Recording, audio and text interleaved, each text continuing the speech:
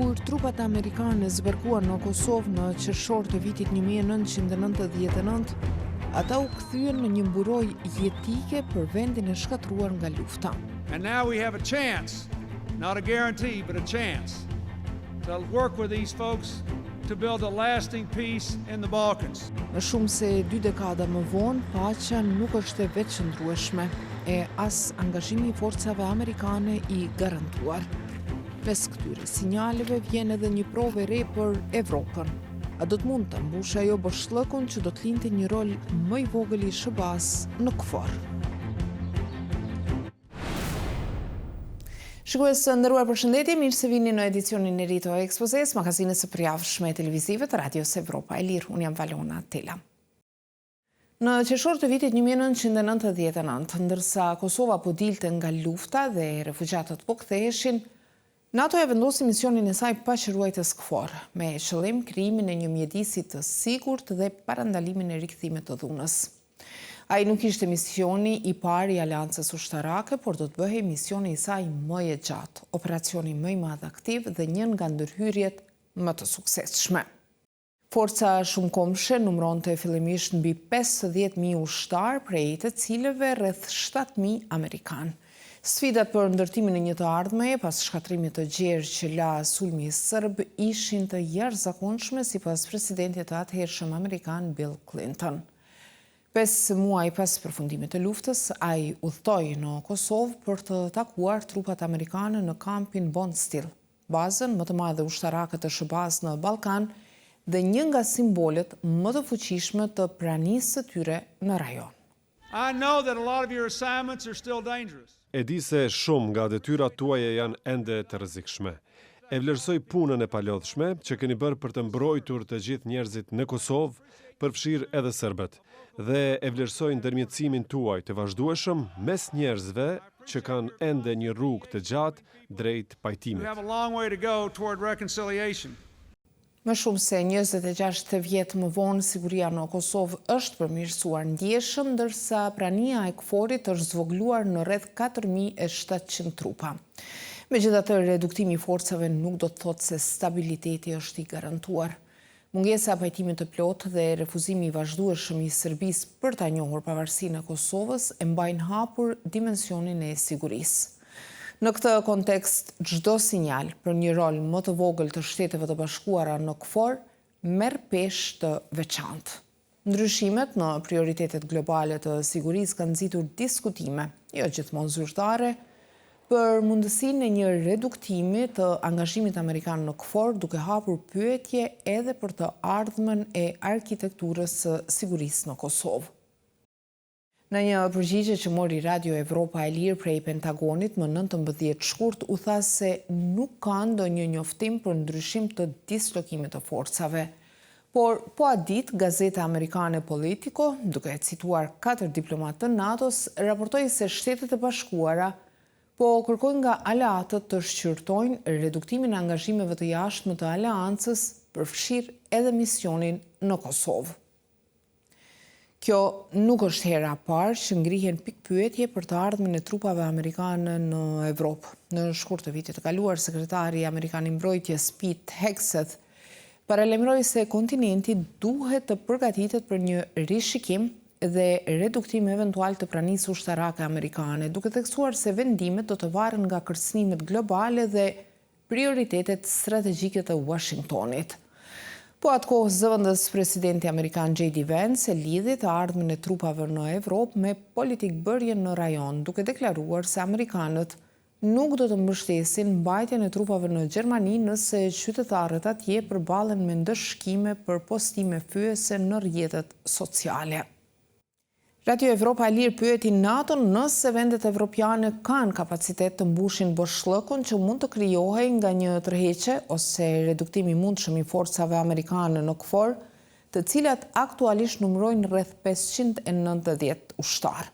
Në përgjigjen e marrë nga një zyrtar nuk jepen detaje konkrete, por theksohet se Shtetet e Bashkuara vazhdojnë të luajnë një rol themelor në sigurimin e stabilitetit afatgjatë të Kosovës dhe të rajonit përmes misionit të KFOR-it të udhëhequr nga NATO-ja.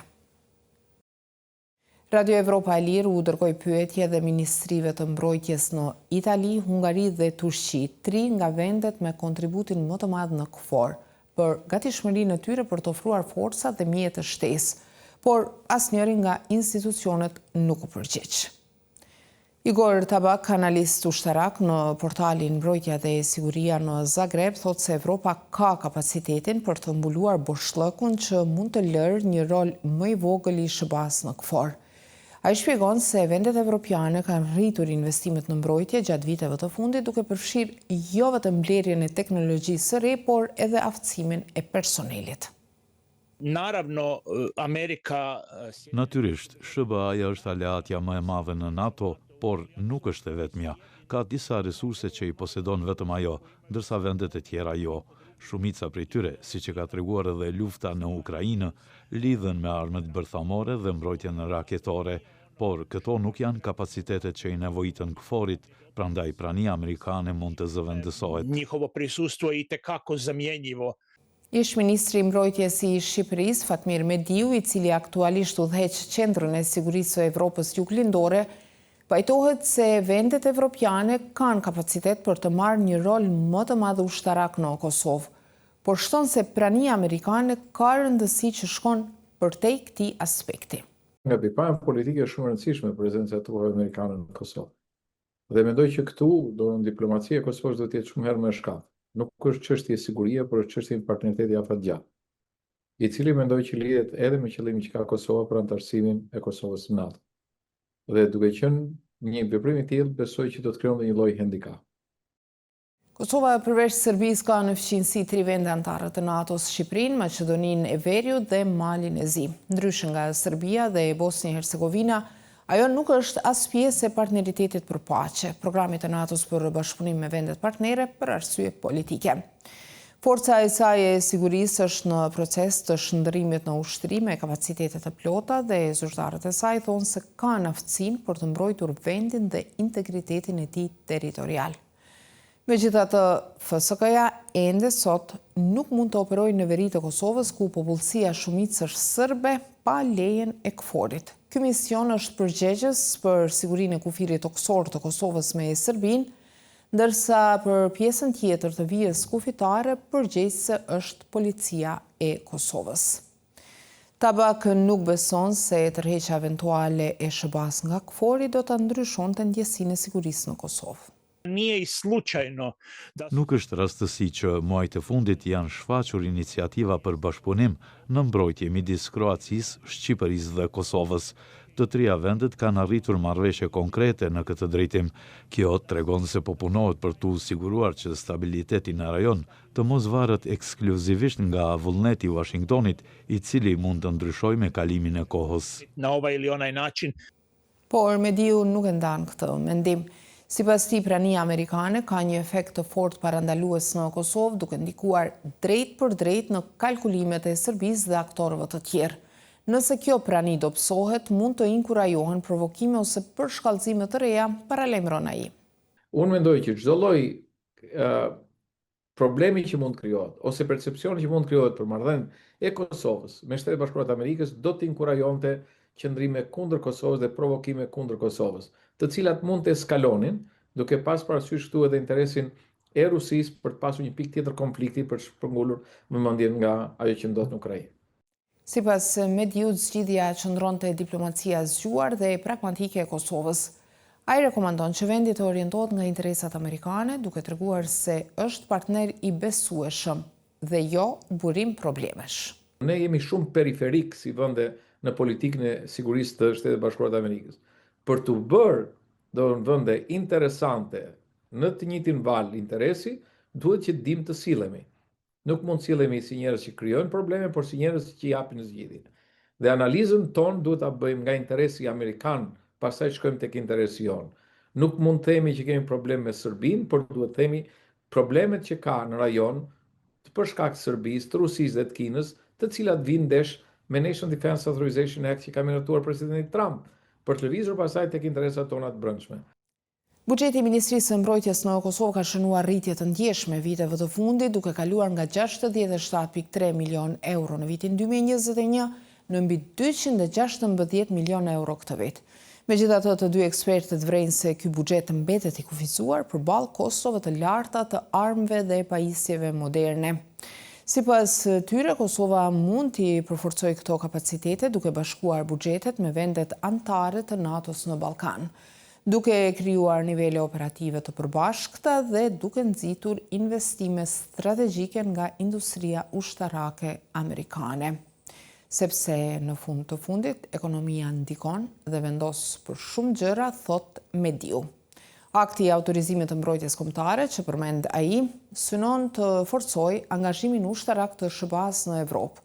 Garanton 76.000 trupa amerikane në kontinent dhe e ndalon tërheqjet e mëdha të pajisjeve. Megjithatë, ky akt bie ndesh me strategjinë e sigurisë kombëtare të SBA-s, e cila thekson se çështjet e vendeve të tjera janë shqetësimi i SBA-s vetëm nëse aktivitetet e tyre kërcënojnë drejt për drejt interesat amerikane. Këtë javë, presidentja e Kosovës, Vjosa Osmani, në takim me të ngarkuarën me punë të SBA-s në Prishtinë, Anup Ratipati, theksoi rëndësinë e pranisë ushtarake amerikane dhe të aleatëve në kuadër të NATO-s si faktor kyç për stabilitetin. Ndërsa ambasadori i Kosovës në Bruksel, Agron Bajrami, takoi ambasadorin amerikan në NATO, Matthew Whitaker. Tani, nëse Amerika një ditë bën një hap pas, Evropa mund të përballet me provën më të madhe të rolit të saj si garantuese e sigurisë në kontinent. Shikues të nderuar, kështu kemi ardhur në fund të këtij edicioni të ekspozes. Për të rejat e fundit, vazhdoni të na përcjellni në faqen tonë në internet në adresën evropaelir.org, si dhe në Facebook, X, Instagram dhe YouTube. Bashkë takohemi të premten ardhshme. Mirëmbëjtje.